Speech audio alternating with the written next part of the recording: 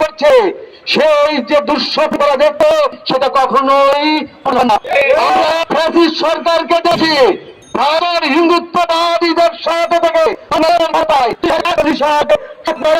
সেইটাকে ধরেছে বাংলাদেশের সাধারণ যা ভারতের যত আছে বাংলাদেশ সেই জায়গাকে নিতে হবে।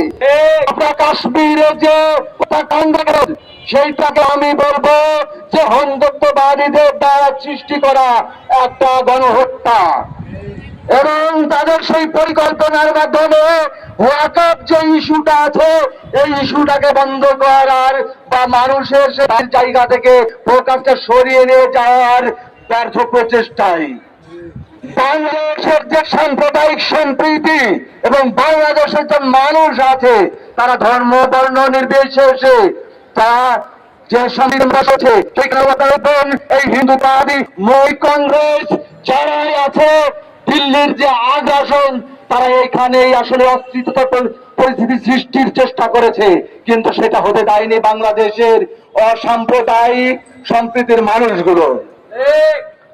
আপনাদের মনে রাখতে হবে বাংলাদেশ মুসলিম জাতি গোষ্ঠীর হিসাবেই নয়, বাংলাদেশ ভাতৃত্বপূর্ণ রাষ্ট্রের একটা উদাহরণ।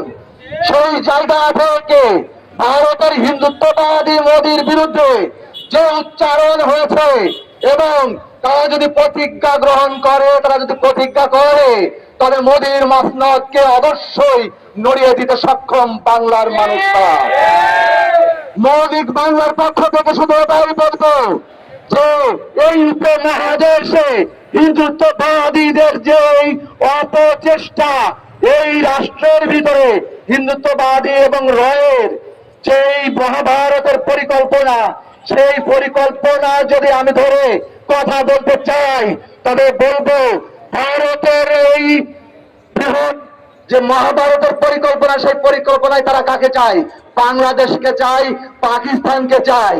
যদি পাকিস্তান এবং বাংলাদেশ একত্রিত হয় সংখ্যাগরিষ্ঠ হবে মুসলিমরাই, আর এই মুসলিম জনগোষ্ঠী যখন একত্রিত হবে তখন ভারতের নির্যাতিত মুসলিম ভাইরা যখন আমার পাশে পাবে তখন মোদী হিন্দুত্ববাদের টোটাল মসনদ নিশ্চিন্ন হয়ে যাবে, এইটা ভাবতে হবে।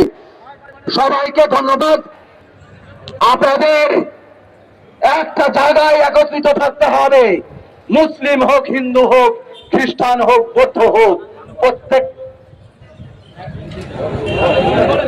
প্রত্যেকটা নিপীড়িত মানুষের পাশে একত্রিত থাকতে হবে। ধন্যবাদ।